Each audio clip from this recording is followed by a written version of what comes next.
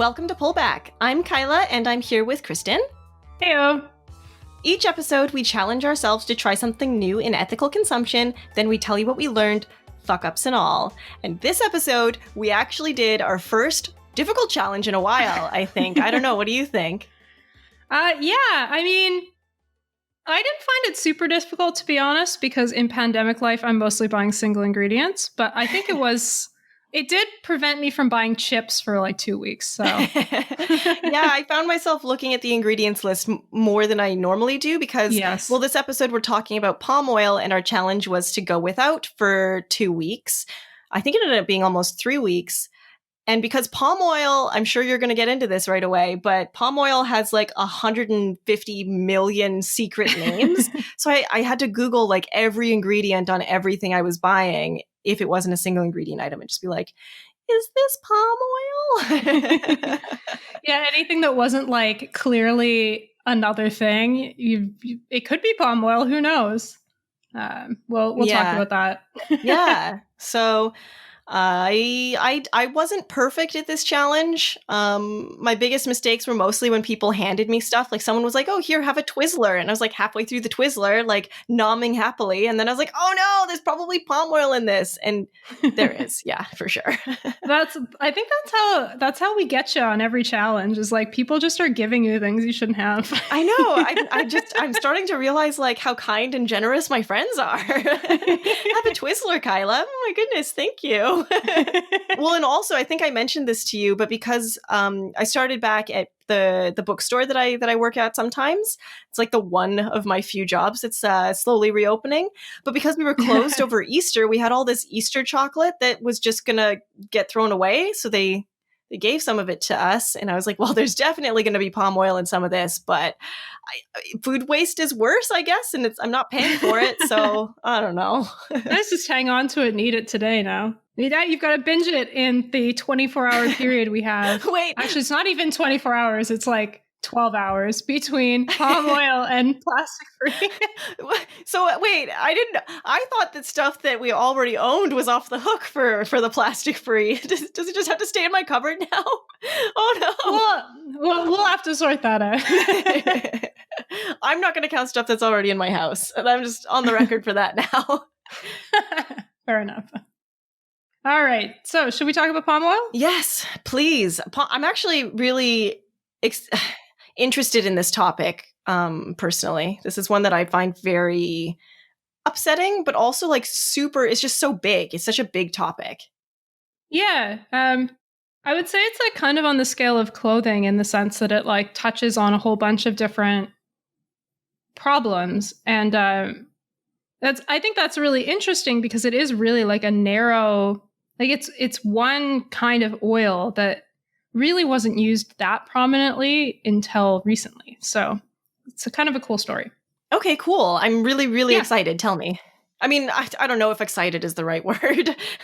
Apprehensive, but curious. Sure. So we'll start with just saying what palm oil is.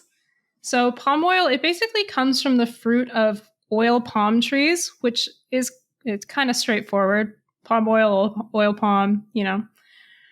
Their scientific name is Elaeus Janensis. I'm sure I'm saying that wrong, but I don't know. Sounded dead on to me. Is that Latin? We need to brush up on our Latin. Yeah. My sister took intro to Latin in undergrad, and she basically just learned like pirate words. So I don't know. Wow. I don't know if that would have helped. But I'm always like, you hear those like pretentious mottos that are always in Latin. And I'm like, Lauren, identify that for me. She's like, I don't know how to say that. But if you ask me what the word for booty is, I could tell you. Anyway, and so there are kind of two kinds of palm oil that you might get. Palm oil itself is from the fruit of the oil palm trees, whereas palm kernel oil comes from crushing the kernel, which is the stone that's in the middle of the fruit. I wasn't able to really find anything on whether they're different. I don't think they really are, but maybe there are some like slight subtleties. Palm oil is produced a lot. There are 66 million tons of palm oil produced annually, so that makes it the most commonly produced vegetable oil. So more than sunflower oil or rapeseed oil or coconut oil or any other vegetable oil. Wait, would coconut oil not technically be palm oil because coconuts grow on palm trees? This was something I was kind of confused about. No, because palm oil only refers to the oil from an oil palm, whereas coconuts are from a different kind of palm. And likewise, like carnauba wax and candelilla wax. I don't know the difference. I don't really remember what candelilla wax, I think, we talked about in the veganism episode because it sometimes coats fruit. And carnauba wax is sometimes used in candy. But anyway, those two things are not actually palm oils, even though they're from palms because they're from a different kind of palm tree. Okay, cool. Thank you for clarifying. I don't know if I think I may have just made things more confusing. No, not at all. Definitely not. Point being, oil palm is palm oil. Think about it that way. And it is the most common oil from vegetable sources. Got it. Yes. And that's a very recent phenomenon. It up until sort of like a few decades ago, palm oil was not used nearly as much. So global production of palm oil has doubled in the last decade. It's really quickly growing oil. And we'll talk about why throughout the podcast. So yeah, as you were alluding to earlier, there are approximately 200 alternate names for palm oil and palm oil derivatives. And they're used in cleaning products and cosmetics and food products. And it can be really difficult to know if there's palm oil in what you're buying for that reason. So I did find a trick that you can use if you're interested in knowing whether there's palm oil in something you're buying. This is not a perfect trick, but there are 4 root words that will give you an indication that an ingredient might be palm oil derived, although there are other words for palm oil that don't start with these 4 root words or don't have the roots in them. And also, there are some roots that aren't palm oil. Yeah, they share.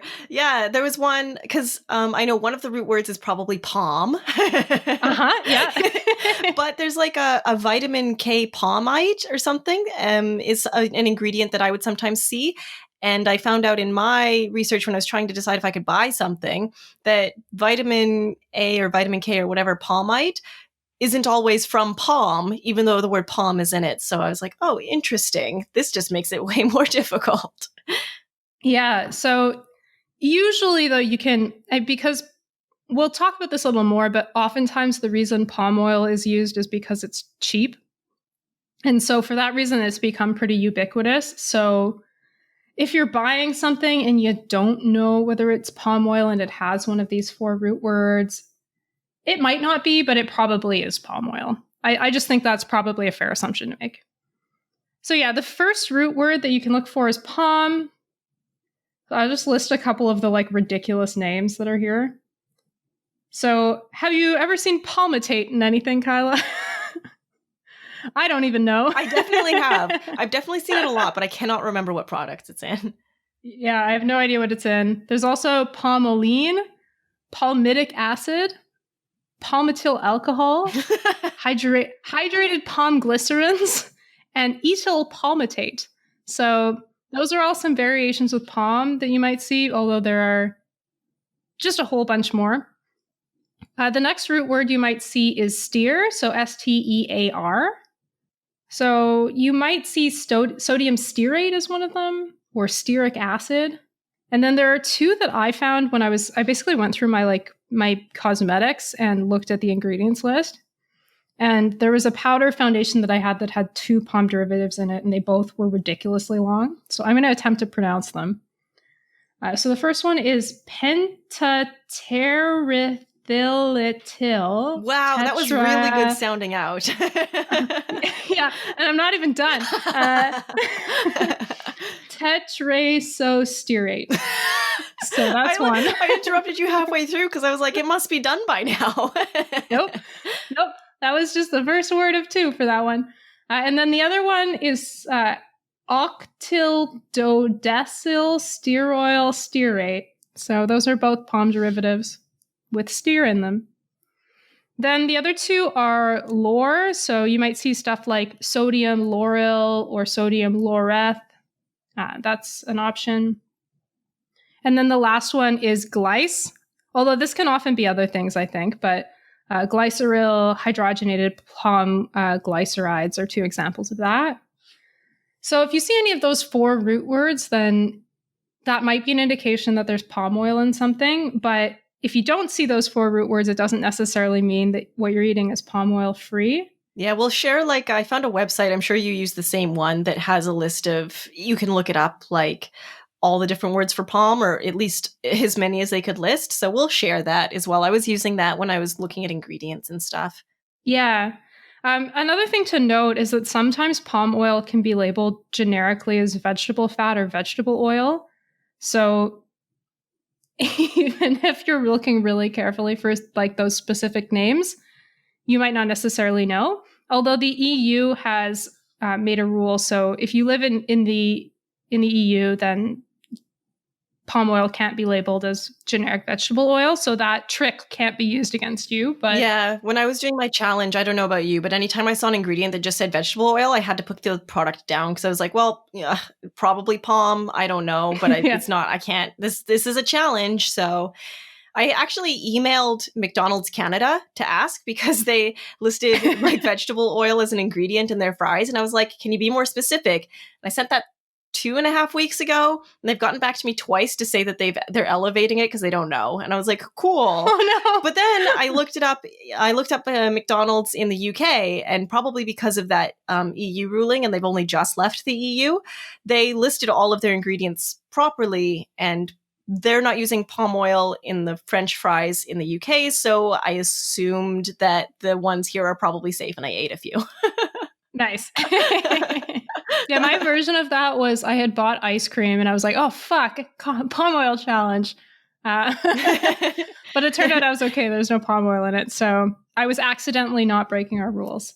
Yeah, well, my favorite chocolate milk that I really treat myself with. It's like an almond chocolate milk, and it just gets me through the week. I'll be honest, it's my favorite, but it definitely has palm in it. And so it says on their ingredients on their website. So I emailed another company that had another chocolate milk that I like almost as much. And they got back to me within a week to say yeah, there's palm in it, but we try to use very, very little. And they actually had a really good answer for me, but it was still I'm doing a challenge. I better not. Yeah, that's fair. But I mean, maybe after this week you will. I definitely will. I miss my chocolate milk so bad. Although I'm going to feel bad about it immediately after this episode when you tell me about palm oil. Well, I think this whole, we're going to make this a 2-part episode, but this whole 2-part series is going to be a story of the flaws with palm oil, but also sort of the dilemma that the alternatives might be worse. So what do you do?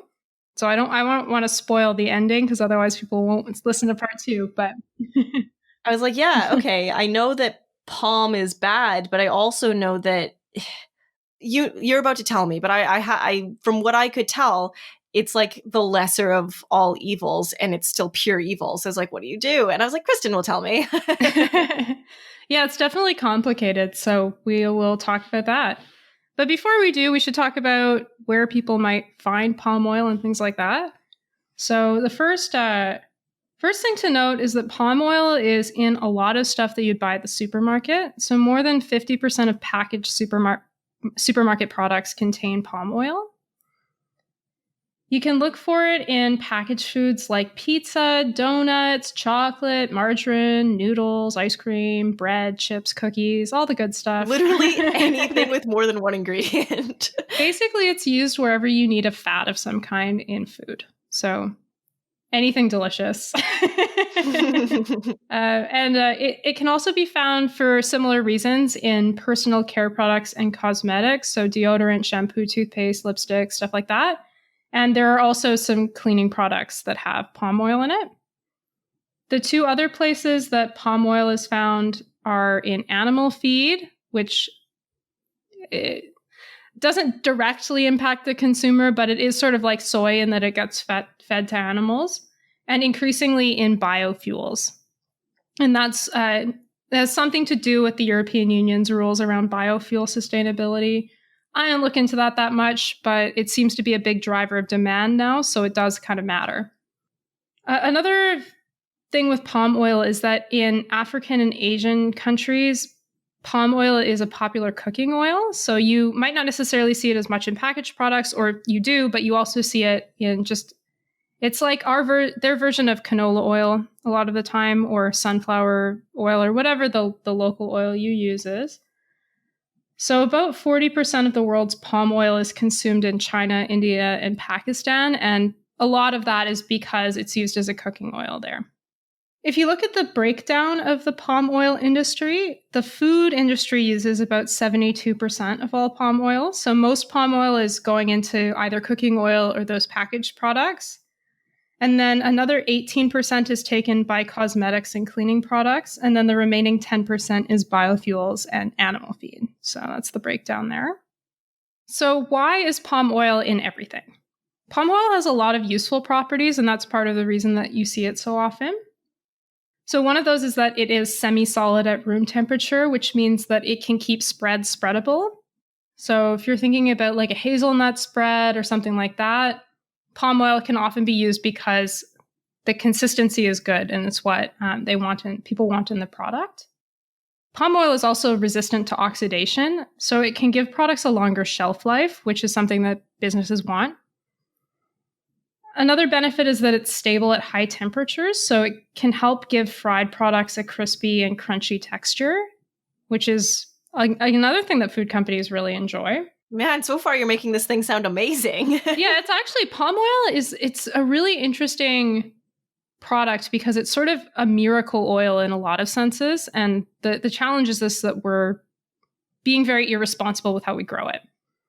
So the last benefit of palm oil, or useful property of it, is that it's odorless and colorless. So it doesn't alter the look or smell of food products, which again, businesses really like if they're trying to design the like perfect cookie or something. The palm oil is not going to impact the flavor. Yeah.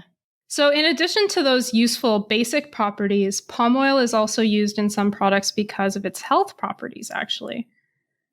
So palm oil doesn't have trans fat, and it actually has a lower saturated fat content than butter. And that's a big part of the reason that food companies have sort of moved towards palm oil. The reason for trans fats, as I understand it, other vegetable oils basically have to be partially hydrogenated so that they can become more solid, and that creates trans fatty acids. Whereas palm oil is naturally hydrogenated, and so it doesn't have trans fats.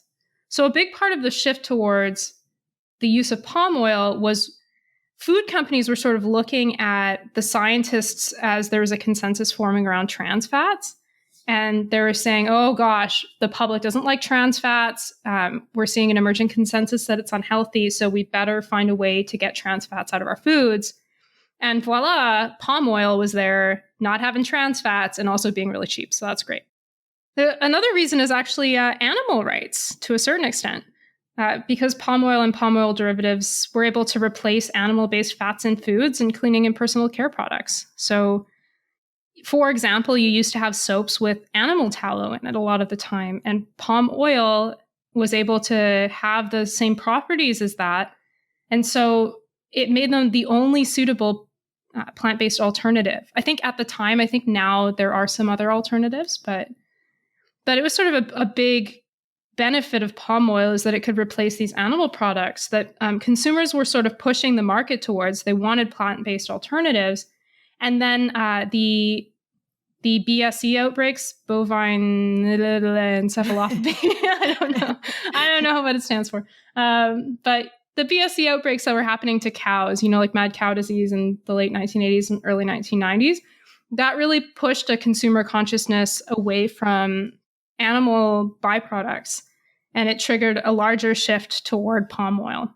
The irony, of course, being that because it's so irresponsibly grown, that now I think orangutans are they're super endangered because of the palm industry and because of all the deforestation that is happening that I'm sure you'll get into, that of course, now animals are they're still suffering in the process of this, although yeah, I guess I don't know what's better. Yeah, I was listening to a BBC podcast about this today. I've linked to it in the research notes, so if you want to see it, you can. And one of the points that they were making is for environmental reasons, environmental reasons drive the shift to plant-based products a lot of the time. But if you're shifting from taking animal byproducts from like a meat processing plant that's a few kilometers from you versus shipping in palm oil from Southeast Asia, like what's really more environmentally friendly? And that's a really complicated debate because it also sort of supports the meat industry and blah, blah, blah, blah, blah. But it just points to like on every facet, palm oil is kind of the solution to a unique problem that we're having. And in many cases, it seemed like the ethical alternative. And now there are all kinds of problems resulting from how much palm oil we're using. I just find it so interesting. Yeah, in like a really depressing, horrible way, but also it is. You dissociate yourself from it. It's interesting. I don't know. Like it's hard. Like it's a really good example of like how difficult it is to solve problems. Yeah. And I'll just point to the last reason that we use palm oil, which we've already sort of said, but it is the biggest reason. Palm oil is super cheap because it's a really productive plant. You can produce a lot of palm fruit from oil palms.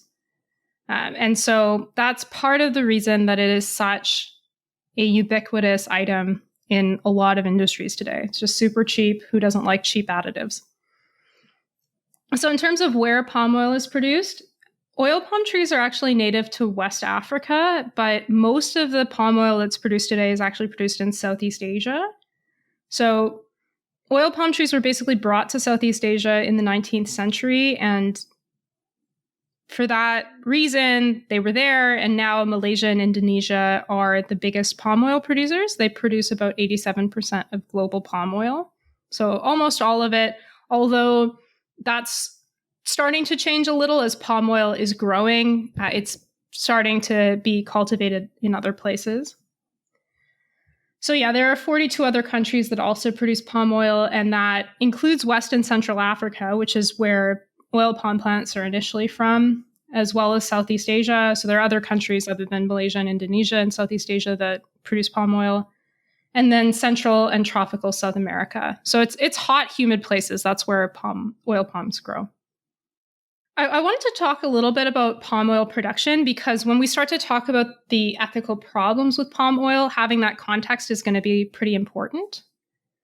So oil palms they're grown and harvested on large, medium, and small-scale oil palm plantations. And the palm oil industry is basically dominated by about a dozen corporations that operate large-scale plantations and mills. So a lot of the palm oil that's produced is from those large-scale plantations. And in fact, there are three largest players that they control about a quarter of the industry just by themselves.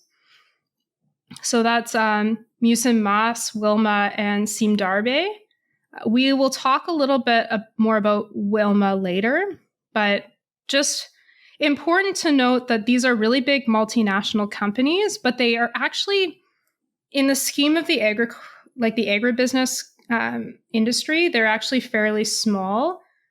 So most of the really big agribusiness companies are headquartered in Western countries, and these palm oil focused ones are smaller. They're still big companies, but smaller compared to the top agribusiness companies, and they're actually headquartered in Southeast Asia. So it's kind of an interesting change in global dominance. But although large-scale companies play a big role, there are at least 1 million small-scale oil palm producers in Indonesia alone. So there's a concentration at the top. Yeah, there are lots of large producers, but there's also a lot of really small producers, and that can make the situation more complicated too. Oil palm trees grow up to 20 meters tall, and they have an average lifespan of 25 years, but they start to bear fruit after only 3 years, which is a pretty small amount of time. And they reach their peak production between years 6 and 8.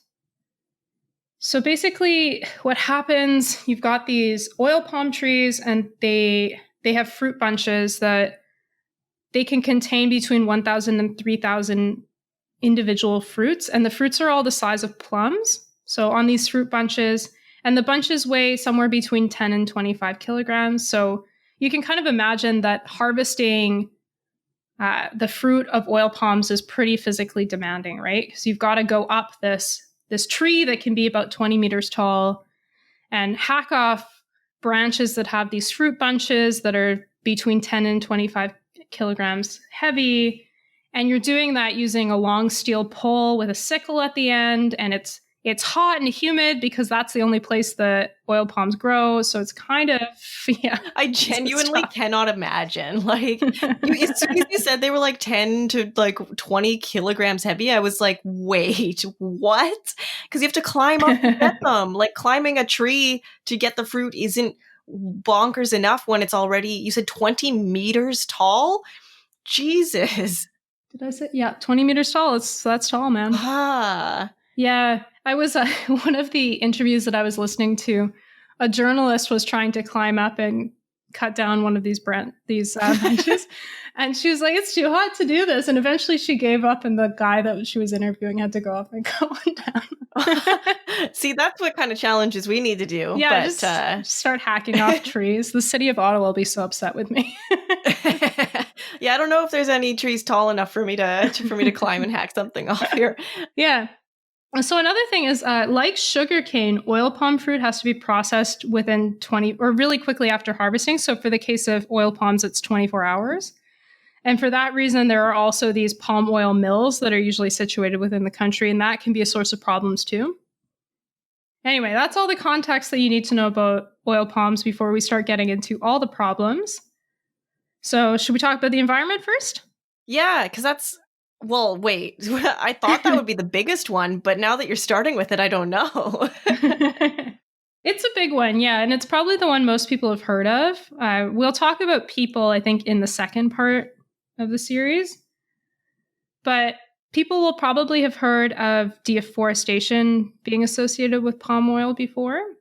Palm oil is a major driver of deforestation, so I found a figure that looked at all the new palm oil plantations that were developed in Malaysia and Indonesia between 1990 and 2005. So those are the two main countries, and that's a big period of growth for palm oil. And in that case, approximately 55% of new plantations resulted in deforestation. So a lot of the story around palm oil is there's this growing crop, and you need to find places to grow it in these tropical places. And so what ends up happening is rainforests get cut down. Problems, right? Yeah, and I mean, that sucks because biodiversity and, you know, certain animals and insects and plants can grow in rainforests, but can't grow in a homogeneous group of palm trees. Last year, I took a bus from Singapore to the top of Malaysia. It was a really long bus ride. And almost the entire way, all I saw were palm trees. And like, it was something that I knew conceptually going in. I was like, oh yeah, I know Malaysia's like famous for the palm industry, and I know the palm industry is famous for deforestation. But it was when I was on that bus going through the country that it just really sunk in. Because like, Malaysia is not a small country. You know what I mean? Like, compared to Canada, yes, but it took it was like a 10-hour bus ride to get from Singapore to where I was going, and almost the whole way. And I've flown over Malaysia as well on another occasion, and when you look out the window again, it's just like, it's mind-boggling, might be the word. Yeah. And I mean, with Malaysia, a lot of that is deforestation. Some of it's also reconverted forest from rubber, which was actually the first source of, well, maybe not the first source, but it was a previous source of deforestation. So, well, and rubber has its own sad story. Yeah. But yeah, it's a lot of the problems we're going to talk about. They're not unique to palm oil. It's what happens whenever you've got a cash monocrop that you're putting somewhere, you know? And you're not being careful about where you're putting it. Palm is such a huge example of it. Maybe the biggest example of it. I don't know. Definitely for this moment, it seems like it. So as the palm oil industry expands, the space for new palm oil plantations is often made through deforestation. And one part that's particularly troubling is it's often through peatland clearing. I'll talk more about what peatlands are. But I do want to contextualize it a bit because people often talk about palm oil as though it's the single biggest source of deforestation. And that's not true at all. Oh, I didn't know that. Yeah, it is a big source of deforestation. It's responsible on its own for 8% of deforestation. That's not small. That's something we need to pay attention to for sure. But it's smaller than I thought it was, for sure. Yeah, but if you take into account that 53% of deforestation is caused by agriculture, like that's a pretty small chunk of that section, Yeah, right? of course, yeah. Yeah, so as anybody that's been listening to this podcast for any amount of time will already know, the biggest problem is it's animal agriculture. So 24% of deforestation is land used for livestock directly. And then, of course, land used for their feed after that, probably, right? Yeah. So the next largest source of agricultural deforestation is soybeans, which mostly used to feed animals. And then from corn, which is also mostly used to feed animals. So if we're looking at changing one consumption practice to counter deforestation, palm oil isn't like the obvious thing we should demonize. Fair enough, yeah. Just to put things in perspective. Yeah, no, I appreciate that. Yeah, because you hear about palm so much now, or at least I do, that, yeah, it just seems like more of a boogeyman than I guess it deserves, I guess. I don't know. Yeah, I mean, I think like if you're going to change one agricultural practice on deforestation grounds alone, palm oil's not where you should go. It's stopping to eat animal agriculture. The data just supports that. But having said that, it is still like 8% of deforestation isn't nothing, and it could be less. So we'll talk about that a little bit more.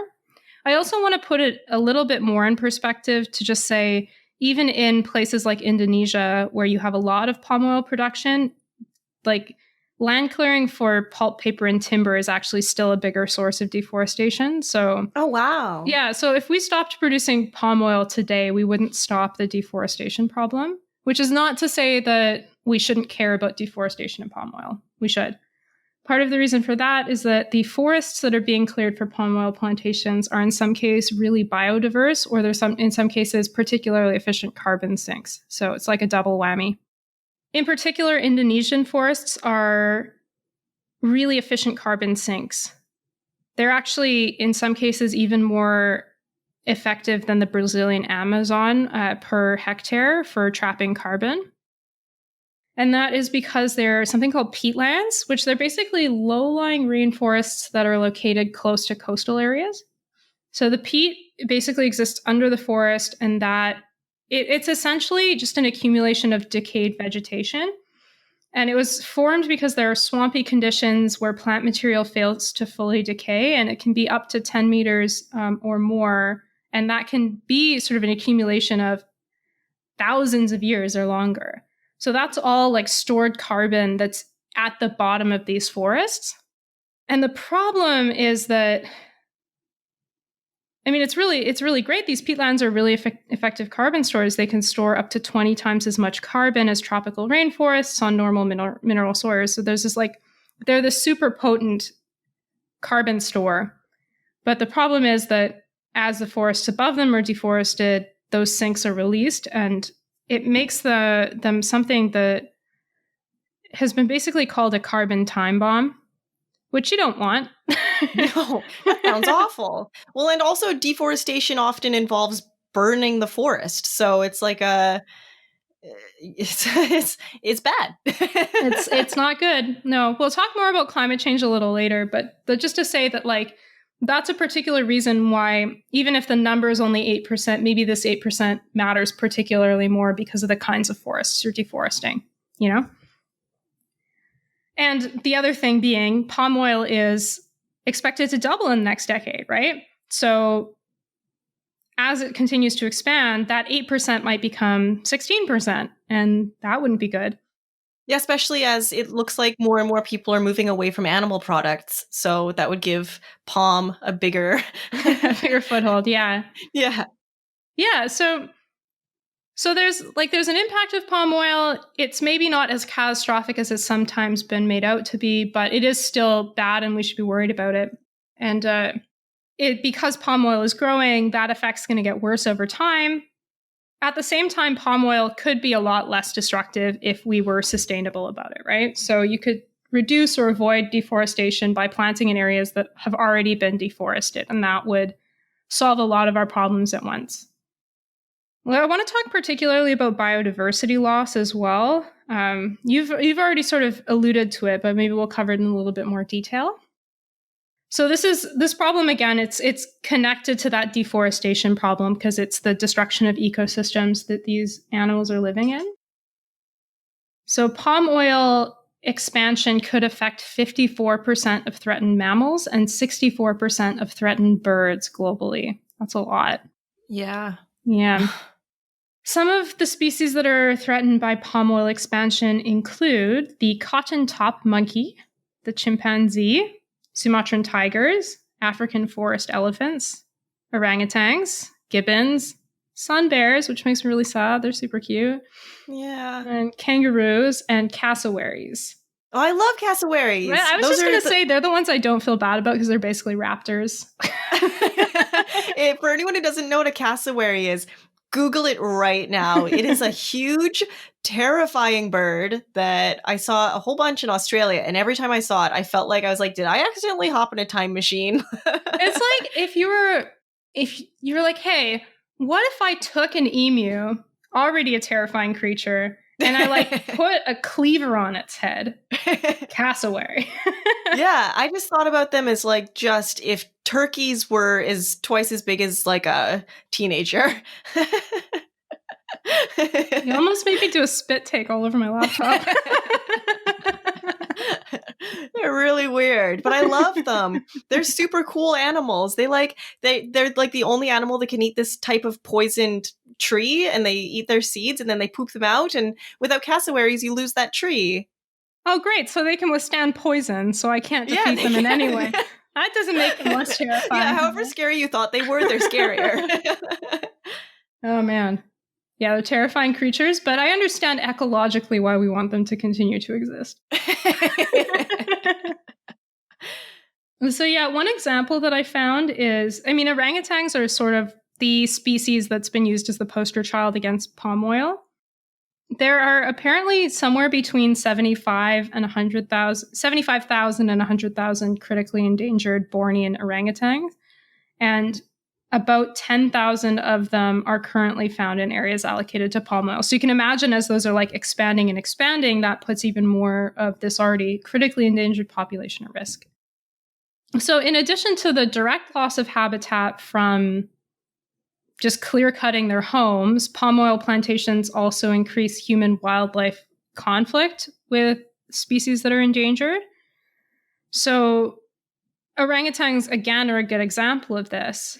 Every year, somewhere between 750 and like 1,250 orangutans are killed in human-orangutan conflicts, which I imagine are just situations where orangutans are coming into conflict with humans because their natural habitat has been destroyed, or they're looking for food or whatever. And the result is that these orangutan get killed. And that's often linked to the fact that these palm oil plantations have expanded. So the effect of palm oil plantations on biodiversity has been described as the creation of green deserts by a Jakarta-based ecologist whose name I couldn't find. And I think that probably, does that square with your experience driving through that sort of green deserts? It's all sort of like the same. I don't know, because when I hear the word desert, I think of emptiness, even though that's not true. There's a lot of biodiversity in a desert, but I mean, obviously driving through the palm forests, it's still a forest, but it is very homogeneous. I don't know. I guess if that's what they mean by that, then yeah. Yeah, and that was exactly what they were trying to convey with that, for sure. I didn't see a lot of other plants, so, but I was also on a bus. I don't know. I don't really want to speak too strongly on that. It's not like I actually visit a plantation when I was in Malaysia. Yeah, but I will say that like your impression is backed up by the research. So I mean, it kind of makes sense, right? Like oil palms were introduced from a totally different continent to Southeast Asia, so they don't interact super well with the local ecology, which basically means like you're you're clearing these forests, you're putting in a whole bunch of new trees that the ecology around it doesn't really interact with that much. And so it ends up that you're going from a tropical rainforest, which is one of the most biodiverse ecosystems you can go from, to these tree farms, basically, that has very little biodiversity in it. Yeah, where the bugs and the animals, maybe they can't eat palm because they didn't grow up with it, historically speaking, or they can't hide as well because the camouflage isn't designed for palm. Yeah, and I mean, I don't know specific to the Indonesian deserts or rainforests, but in a lot of rainforest environments, there are plant life too that will like attach themselves to trees and rainforests, and probably they can't do that on palm trees, and the soil's totally different, et cetera, et cetera. So the unfortunate thing, though, is even though there's been a really negative effect of palm oil plantations on biodiversity, the reality is that boycotting palm oil is actually likely to displace rather than halt biodiversity loss, because it would actually increase the production of other oil crops. And palm oil is a really productive plant. So one of the reasons it was produced initially was environmental sustainability, actually, because palm oil is so productive, you don't need very much land to grow it. I found a stat that basically looked at the tons per hectare that's produced by different oils. So like how many tons of this oil do you get out of 1 hectare of land? And all of the other oils that were on this chart were less than 1 ton per hectare, and palm oil was 3.3. So it's 3 times more productive. Yeah, more than 3 times more productive. So if you were to replace it with anything else, it would be 3 times more destructive. Yeah, and like one of the ones on this list is coconut oil, which has its own problems. We'll have to do an episode on it, right? So like the problem fundamentally is that we have to produce a lot of this stuff at an industrial scale, and we don't think enough about how to effectively use land without clearing forests. So as long as that problem's there, it doesn't really matter whether it's palm or some other plant. You're still going to have biodiversity issues. There'll be different ones because they'll be growing somewhere else. But the problem is the clear cutting, right? And palm oil actually arguably creates less of that because it's so productive. It uses it requires less land to produce the same amount that you would need. Yeah, and it's not like you can turn around and ask people in India or China to stop using cooking oil. You know what I mean? That's not a realistic way to go. No, it's not going to happen. Yeah. Yeah, and you can't, likewise, you can't ask everybody in the world to stop consuming vegetable oils. No, and that also wouldn't be better.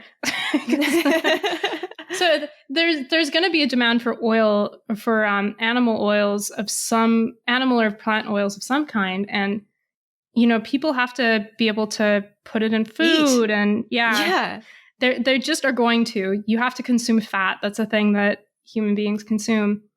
So basically, the idea of several environmental groups, and this is not like homogenously what environmental groups think, but a lot of them, including the International Union for Conservation of Nature and the World Wildlife Fund, have preferred to take the approach where they're pushing for sustainability in palm oil rather than pushing for a boycott or a ban of palm oil.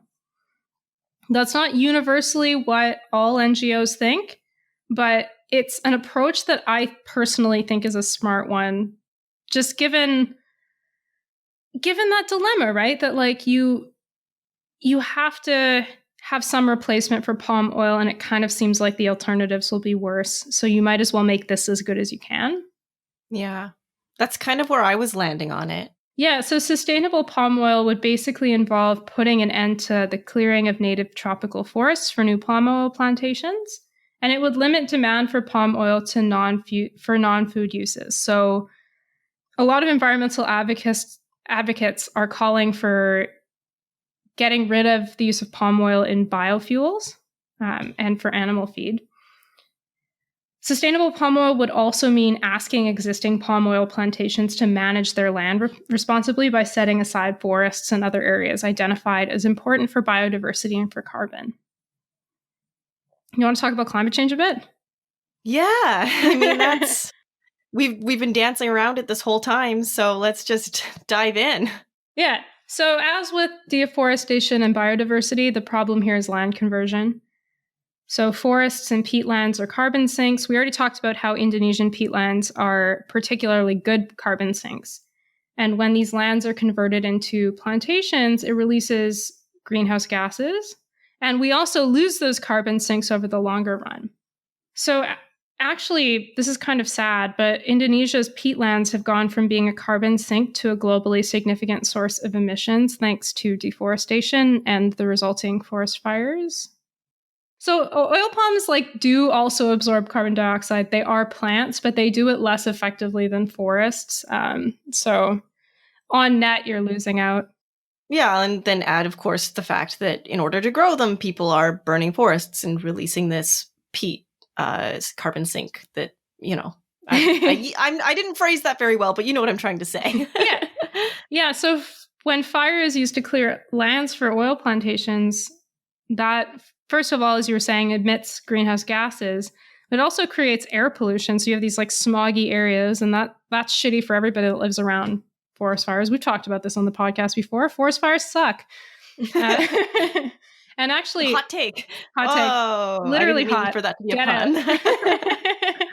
Yeah, so people might not have heard so much about the forest fires in Indonesia last year because the bushfires in Australia were so destructive that they kind of really led the news.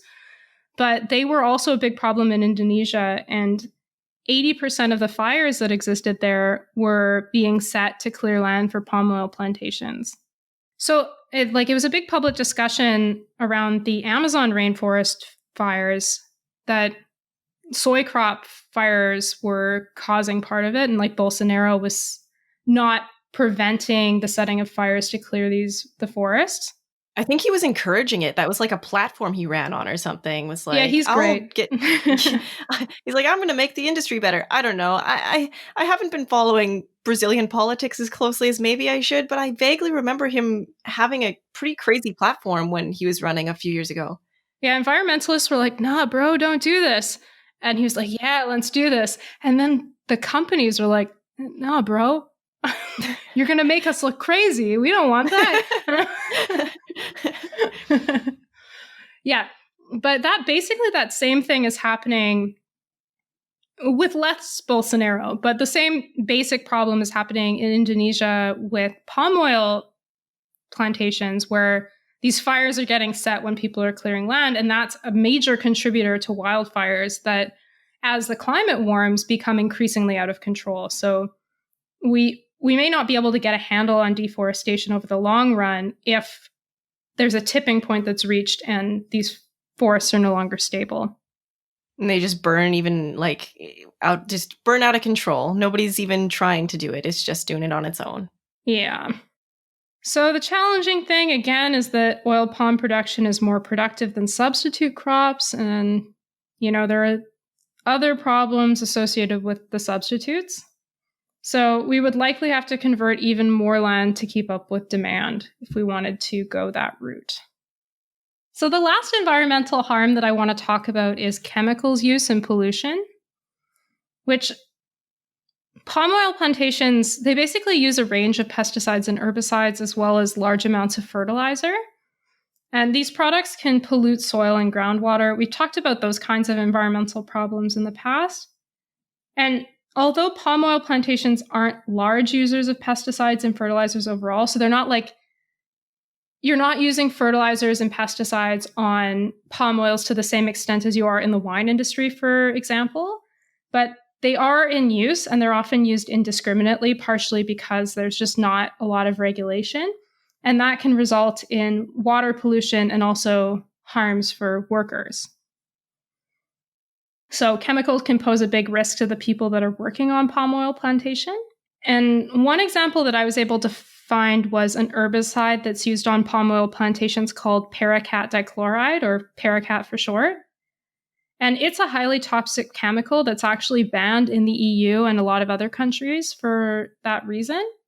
And in Indonesia, it's a restricted substance. So it actually in a lot of cases, it's being used illegally in Indonesia because there's a requirement that you have to have sufficient training and personal protective equipment to be able to use it, even in Indonesia. But Amnesty International found evidence that the use of paraquat was going on with workers that weren't trained and didn't have the right equipment. And workers were describing negative health impacts that they had after exposure to these chemicals. So that's just one example of how on palm oil production, you've got the use of pesticides, the use of herbicides, and fertilizer that are causing harm not only to the environment, but also to the people that are working on plantations and also living in the communities around them. This is a problem that's also extended to palm oil mills, which also pollute, and they produce about 2.5 metric tons of effluent, which is basically just like water pollution, gross stuff that goes in water. So 2.5 metric tons of that for every metric ton of palm oil that's produced. So that's quite a lot of waste. Yeah. So that is the environment and palm oil. Yeah. How do you feel? I mean, palm oil is one of those things that I've looked into a little bit in the past, so I'm not as shocked by it as I was when we did seafood and clothing, but I'm still sad. So that's the end of this episode for now. We're gonna do people in the next episode, you were saying. So for the next episode, we'll talk about human rights abuses, and we'll also talk about what people can do. So what the sustainability labels are that you can use and which ones are, well, they're all kind of flawed, but which ones are the least flawed. Yeah, that's going to be really good. I mean, it's kind of like sugar. This is just such a big crop that it's hard. Yeah. So you can get us on our Twitter account at Pullback Podcast. And I don't know the rest of the sign out. Yeah, that's it. That's all we do. We don't have a Patreon or nothing to plug. You just talk to us. That's what we like. We like getting feedback and people's thoughts. And I've had some really good conversations with people from this podcast now. So definitely hit us up on Twitter if you feel like reaching out publicly, or send us a private message. You can get us on Facebook as well. And if you guys want to learn more about this stuff before our next episode comes out, probably in 2 days, check out Kristen's amazing research notes. She always does a really, really good job on those. So you can definitely get more information there. Yeah, and I'll just say, if you're interested in doing something as a call to action for part 1 of the episode, try to find the craziest name for palm oil derivatives, and if you find a really wild one, send it our way. Yes, please. That's a fun call to action. Our call to actions are always like, email your MP, but this one's kind of fun, so that's great. I love it. Don't spoil the call to action for next time. Great. Thanks for listening, guys. We'll catch you on part 2 when it comes out in a couple days.